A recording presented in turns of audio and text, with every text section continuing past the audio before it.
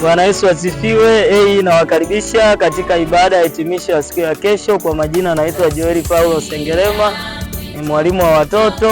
Kesho tunahitimisha kempu yetu ya 2025. Karibuni sana kwenye ibada na Bwana awabariki. Halo, kesho ni siku muhimu kwa ajili ya watoto wote, mnakaribishwa. Maana hii siku si ya kukosa. Wakristo wote mnakaribishwa. Yaani sio ya kukosa. Ukikosa utajilaumu mwenyewe.